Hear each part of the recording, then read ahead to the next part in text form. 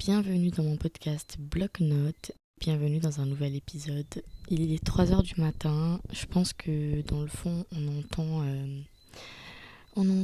le bruit, le son guyanais de la nuit. Peut-être que je vais laisser comme ça, je sais pas, mais j'espère que ça ne dérange pas trop, que c'est pas trop fort, parce que des fois on n'a pas l'impression que c'est fort, et puis quand on fait un audio, c'est abusé.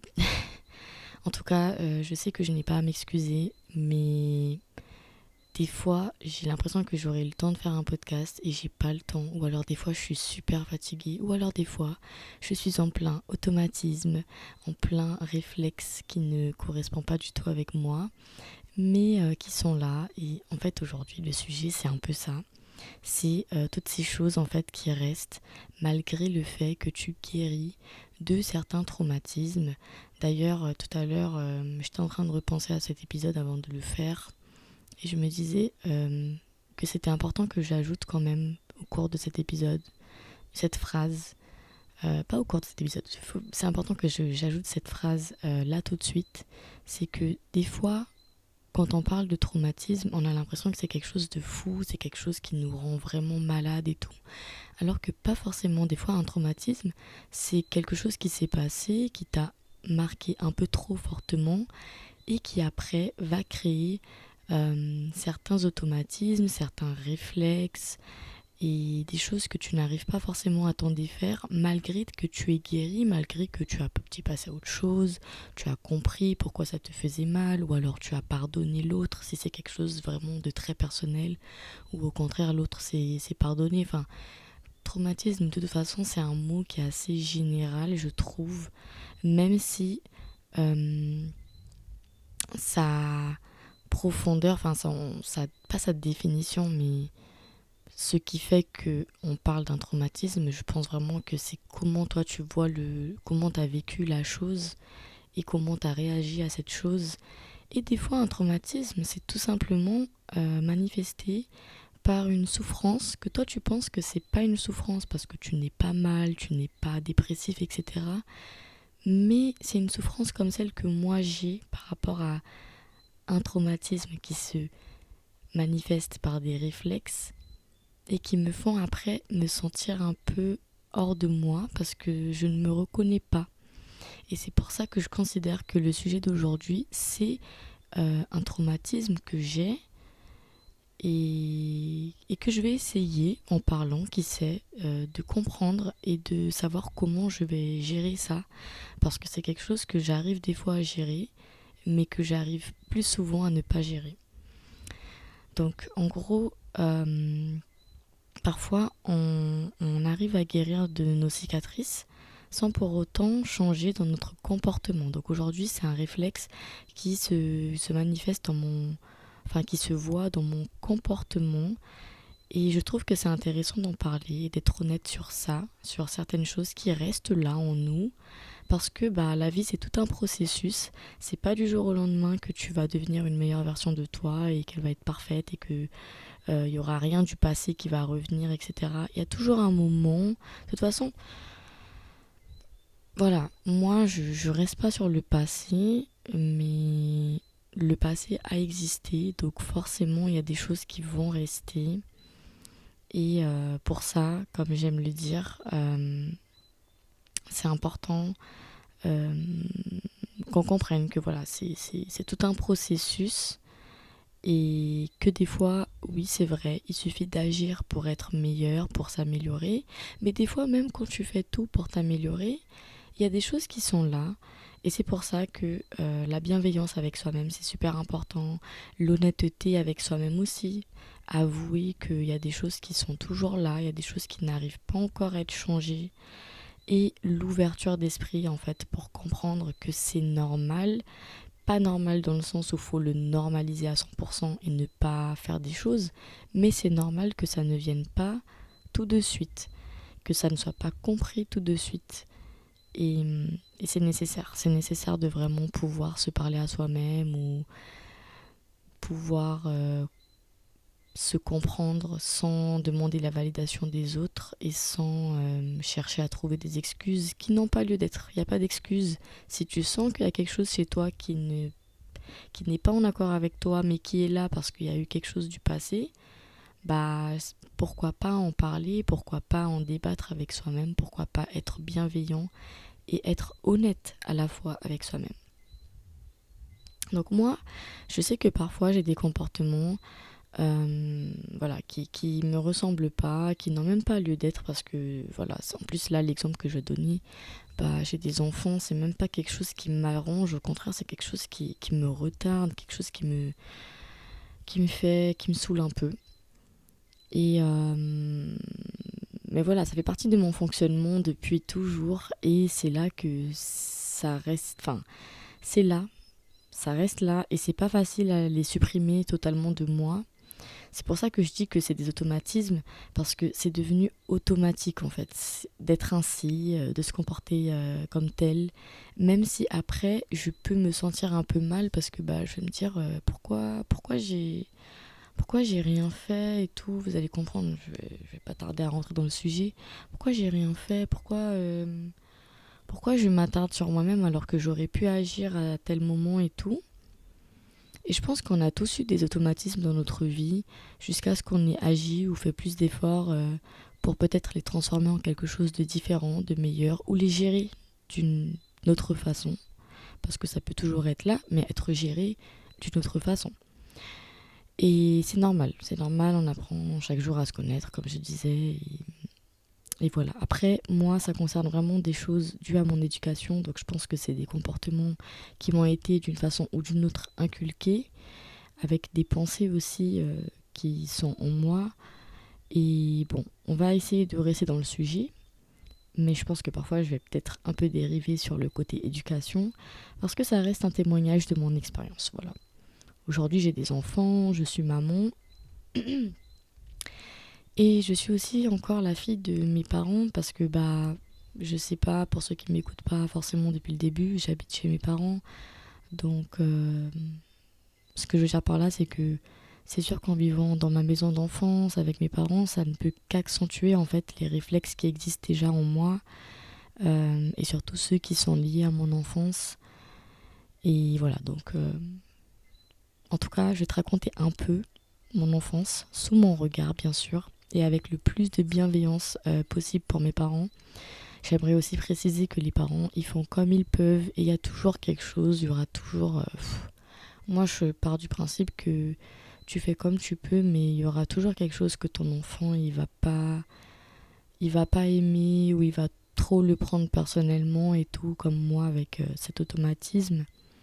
Mais voilà, c'est vraiment pas, je suis pas dans la critique dans cet épisode, je suis vraiment dans le partage de mon expérience personnelle, pardon, et d'essayer de voir ce que je peux en tirer en fait avec cette réflexion que j'ai eue il y a pas longtemps.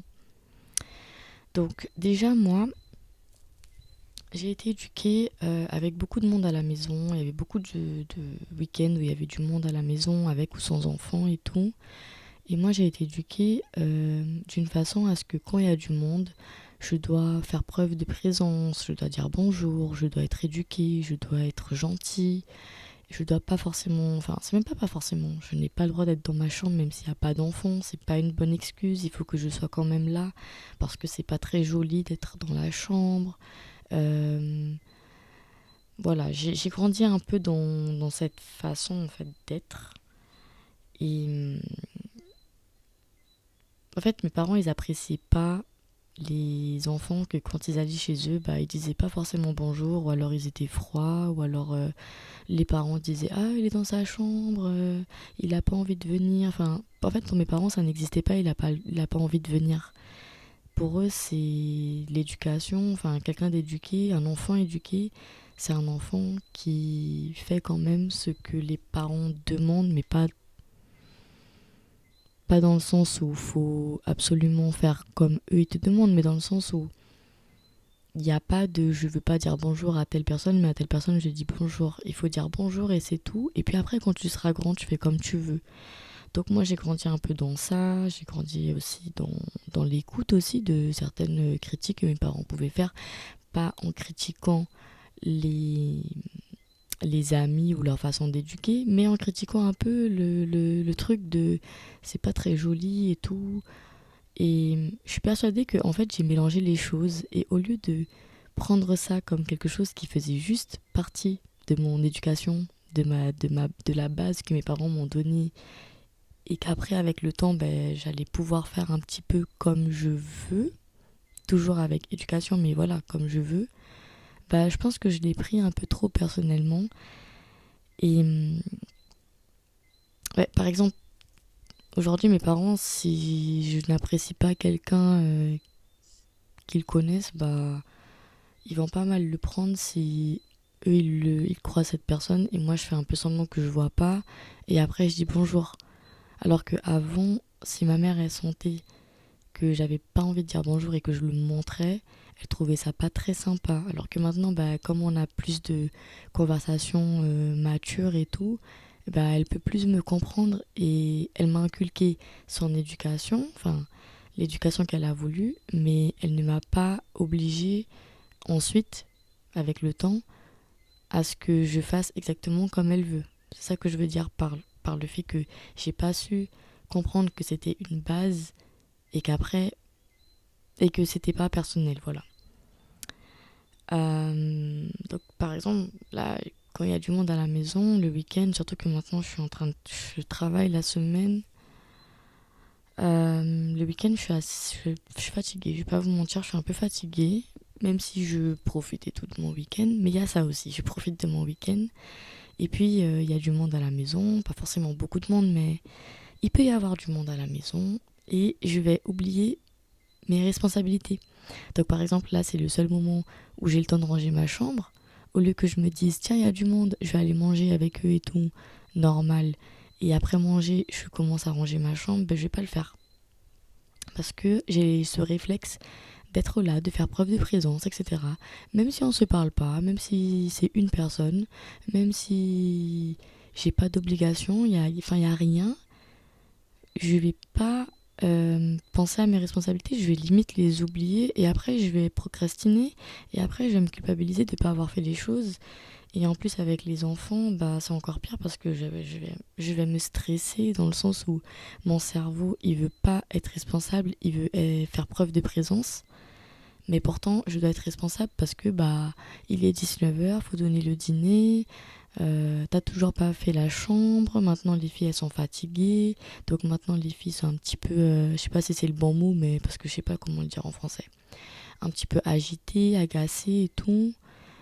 Et c'est compliqué en fait, c'est vraiment chiant parce que un week-end sur deux, j'arrive à me concentrer quand il y a du monde. Et encore une fois, je dis du monde parce que j'ai pas envie de pointer quelqu'un du doigt, mais c'est une personne seulement qui vient de temps en temps nous visiter et tout. Et pourtant, cette personne, bah, elle est presque tous les jours là. C'est pas occasionnel, donc c'est pas comme si je pouvais me sentir encore plus dans l'obligation de faire présence. C'est une personne qui est habituée à ce que si ma mère elle veut faire son crochet, elle va faire son crochet. Si moi j'ai mes trucs à faire, je vais faire mes trucs à faire. Mais le samedi et le dimanche, je sais pas pourquoi je fais ça, mais j'oublie mes responsabilités, je suis fatiguée, tout se mélange et tout, mais ce réflexe, il revient et c'est chiant. Ça commence vraiment à être trop chiant parce que mine de rien, j'ai mes choses à faire. La semaine, j'ai pas forcément le temps. Et là, je suis fatiguée. Et c'est vraiment les jours où je dois profiter que je suis fatiguée pour me reposer. Et le week-end, c'est vrai, je peux me reposer. Mais j'ai des choses à faire. Et c'est très compliqué pour moi de comprendre comment ça se fait que ça continue à être ainsi alors que j'ai guéri de pas mal de choses que en plus peut-être que là la façon que je le dis on dirait que vraiment tous les week-ends je suis là en mode faire présence mais des fois j'arrive quand même à faire mes affaires mais c'est vrai que quand la fatigue elle est plus lourde, l'envie de profiter elle est plus présente dans mes pensées, je vais avoir tendance à procrastiner et je sais que ce n'est pas de la procrastination. Je sais il y a un pourcentage de procrastination, c'est sûr. Mais le plus gros pourcentage, c'est que le réflexe, il revient dans ces moments-là. Et il faut que j'apprenne à gérer ça. Il faut vraiment que j'apprenne à gérer ça, même si je sais que j'arrive à le faire, mais que j'apprenne à gérer, à équilibrer ma vie dans tous les aspects. C'est-à-dire que, ok, le week-end, il faut se détendre, on pense plus au travail, on peut se reposer aussi. Mais si tu veux te reposer, par exemple, il faut bien que tu arrêtes de faire preuve de présence et que tu viennes un peu te coucher dans ta chambre. Tu vois?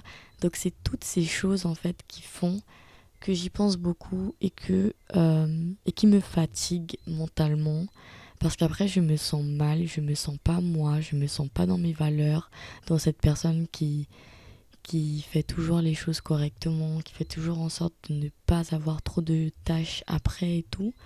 Et ben bam, ça peut revenir comme ça d'un coup à cause de plein d'autres choses et il faut que ça s'arrête. Personnellement, ça me saoule.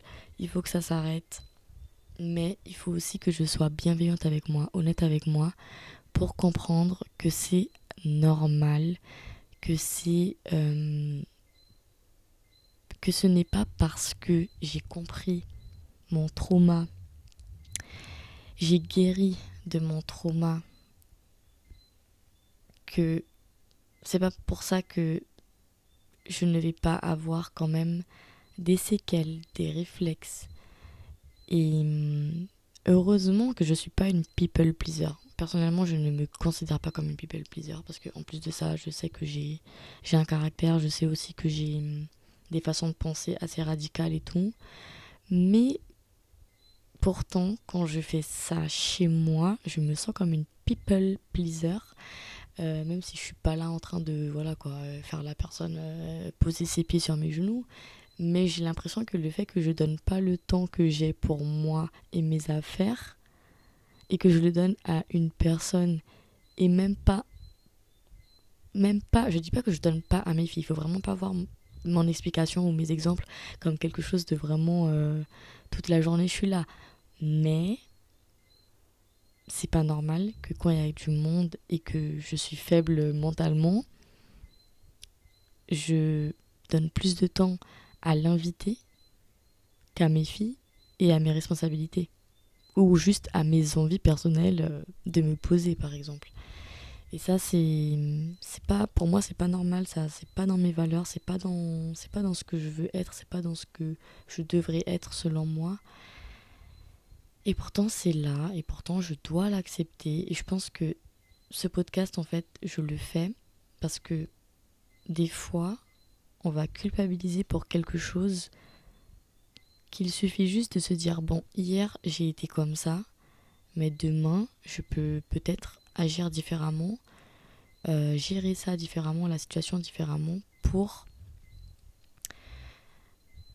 ne pas que je répète ça et qu'après je me sente mal pour rien. Parce que, ok, c'est peut-être pas pour rien, parce que le fait que tu te sentes mal, ça peut te faire agir, mais la façon dont tu vas te sentir mal et te culpabiliser peut aussi être un peu néfaste pour une amélioration de ton bien-être et de tes comportements, de tes réflexes, etc. Donc c'est pour ça que c'est important pour moi en fait de faire ce podcast pour montrer ce côté-là vulnérable chez moi et à quel point c'est important de être honnête sur certains comportements, certains schémas répétitifs tant que tu n'y penses pas en n'agissant pas derrière ou en n'essayant pas des choses pour améliorer, c'est important d'être honnête. Si tu, voilà, il faut comprendre que même si le processus est lent, même si ça peut prendre du temps, c'est pas forcément qu'il est lent, mais même si ça peut prendre du temps, c'est quelque chose qui est faisable, c'est quelque chose qui peut être changé, c'est quelque chose qui peut être adapté à qui tu es aujourd'hui et qui peut s'apprendre à... Oui, je pense que tu peux apprendre à équilibrer le tout, à équilibrer toi aujourd'hui, à équilibrer ta routine, à équilibrer tes enfants si tu en as et la fatigue que ça peut donner, et à équilibrer ton toi qui a certaines séquelles, certains schémas répétitifs. Donc voilà, moi, pour cet épisode, j'aimerais vraiment que vous partagiez avec moi sur Instagram tous les schémas répétitifs que vous avez remarqués, que vous avez peut-être déjà eu ou que vous avez encore, qui sont en lien avec votre enfance. Et pourquoi j'ai voulu prendre cet exemple-là? Bon, déjà parce que dernièrement, il y a eu un week-end où j'ai vraiment rien foutu. Et ça m'a vraiment gâché un peu ma semaine. Enfin, j'ai pas forcément pensé à ça toute la semaine, mais le fait que j'ai pas pu faire des choses qu'en semaine, je n'ai pas envie de faire et je me force pas à le faire, bah j'avoue que toute la semaine, j'étais un peu stressée par rapport à ça. Et qu'est-ce que je disais? Je me rappelle plus. Il est 3 heures du mat. Je me rappelle plus ce que je disais. Oui, donc pourquoi j'ai choisi malgré tout cet exemple, même s'il est très actuel, c'est aussi parce que ça, c'est vraiment quelque chose que je n'ai pas envie d'inculquer à mes enfants, en fait. Je considère pas que j'ai été traumatisée dans le sens que beaucoup de gens pensent qu'un traumatisme, c'est. Je suis pas traumatisée en train de faire une dépression ou autre, mais j'avoue que c'était chiant pour moi des fois. Au début, non, mais une fois que j'étais adolescente, j'avoue que c'était un peu chiant pour moi de savoir que quand j'allais arriver chez telle personne ou quand telle personne allait arriver, sachant que des fois c'était des gens que je sentais pas, voilà, je les sentais pas, bah j'étais obligée de dire bonjour, j'étais obligée de faire semblant, des fois la personne elle voulait blablater avec moi, j'avais pas forcément envie, donc ça c'est vraiment quelque chose qu'avec mes enfants je les inculque pas, c'est-à-dire que surtout maintenant qu'ils sont en bébé encore, bah je ne les oblige pas à faire câlin, bisous, tout ça si la personne elle a envie, alors que ils sont pas obligés. Et je dis pas que mes parents m'obligeaient à faire câlin, tout ça, non. Il y avait pas non plus des trucs comme ça. Mais il y avait le truc de quand t'arrives, il faut dire bonjour, il faut faire ci, il faut faire la bise à tout le monde. Et c'est contradictoire ce que je vais dire, mais il est tard. Mais en fait, ce que je vais faire par là, parce que c'est sûr que mes filles, quand elles seront un petit peu plus grandes, je vais les inculquer le fait que c'est important d'être éduqué et de dire bonjour. Mais je ne vais pas les forcer à faire preuve de... Ouais, moi je pense que c'est plutôt ça que j'aurais dû dire. Faire preuve de présence. euh, Faire une espèce d'image, je sais même pas comment le dire sans que ce soit méchant envers mes parents. Parce qu'ils sont pas du tout d'image, mais voilà. Euh, J'ai pas envie qu'elles fassent preuve de présence. J'ai envie qu'elles soient éduquées, qu'elles montrent qu'elles sont éduquées, qu'elles sont... Voilà, que j'ai bien inculqué ça. Mais je n'ai pas envie de les transmettre l'obligation de faire preuve de présence si mes filles n'aiment pas la personne et qu'elles ont déjà été éduquées de dire bonjour, ou si mes filles se retrouvent à avoir des invités qui n'ont pas d'enfants, elles s'ennuient, les discussions c'est des discussions d'adultes. Si vous voulez aller dans la chambre jouer, allez-y. Si vous voulez aller à la piscine, allez-y. Si vous voulez aller au jardin, allez-y. Tant que maman elle est là, elle vous voit, ça me va. Tant que quand on est arrivé, vous avez été gentil, vous avez dit bonjour, ça me va. Après, que mes filles ne soient pas à table avec tout le monde et tout, ce n'est plus le problème des gens. Elles n'ont pas envie, je ne vais pas les obliger. Et c'est donnant-donnant parce que quand tu obliges un enfant à faire trop de preuves de présence, je trouve que ça fait des enfants après qui sont super insolents comme moi et qui n'aiment pas forcément avoir trop de monde à la maison, qui sont méfiants, tout ça. En plus, ça, c'est vraiment un sujet que je pourrais en parler de ça, de mon côté aussi très méfiant, que j'arrive à gérer, mais c'est sûr que j'ai encore des petites séquelles. Après, moi, ça me plaît, je vais pas vous mentir, ça, c'est pas quelque chose que... je l'ai changé à ma façon, mais il y a des choses que je n'arrive pas à changer, et je pense que c'est pas parce que je devrais changer ou pas, je pense que c'est juste que c'est moi, voilà. Le passé ne me définit pas, mais le passé a existé, donc voilà. Et donc ouais, je disais, je pense que obliger l'enfant à faire des choses qu'il n'a pas envie, peu importe son âge, ça peut faire que l'enfant, au contraire, il va être un peu insolent, ou alors maman, j'ai pas envie d'aller là-bas et tout. Tu vois, les enfants qui sont pas très sociables et qui sont pas très ouverts d'esprit pour comprendre que bah maman et papa ont décidé d'aller là-bas. tu suis, c'est tout. Tu suis et tu vas sur le canapé s'il y a personne. Enfin voilà, moi je trouve que ça c'est bien d'éduquer son enfant comme ça aussi. Et ça c'est comme je disais tout à l'heure, ce n'est pas la même chose que faire preuve de présence.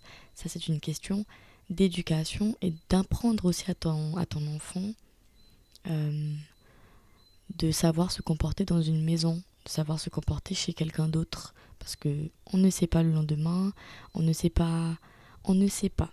Voilà. Donc moi, comme j'aime beaucoup dire, moi je préfère faire des choses avec mes enfants, mais pas que ces choses-là se passent avec d'autres gens. Donc par exemple, je préfère être moi, celle qui dit à mes enfants, il faut faire ainsi, ainsi, ainsi, plutôt qu'une personne dire devant moi ou devant mes enfants, comme quoi ouais, t'es venu chez moi et t'as été super désagréable, tu nous as pas parlé, tu t'as tracé, tu nous as pas dit bonjour et tout. Tu vois ce que je veux dire? C'est important d'inculquer quand même à son enfant euh, l'apprentissage de savoir se comporter socialement parlant dans la maison des gens, qu'il y ait des enfants ou pas, et d'être gentil, d'être bienveillant, même si tu peux avoir ton opinion personnelle sur les amis de tes parents, les fréquentations de tes parents, la famille aussi, pourquoi pas, etc. etc. Voilà. Je sais pas comment conclure cet épisode. En tout cas, j'espère que tu vas me partager un peu les schémas répétitifs que toi t'as peut-être déjà eu, que tu as toujours. Et je vais dormir. En plus, ça fait 30 minutes que je parle déjà. Ok. Allez. Demain, je vais essayer de faire un podcast. Bisous.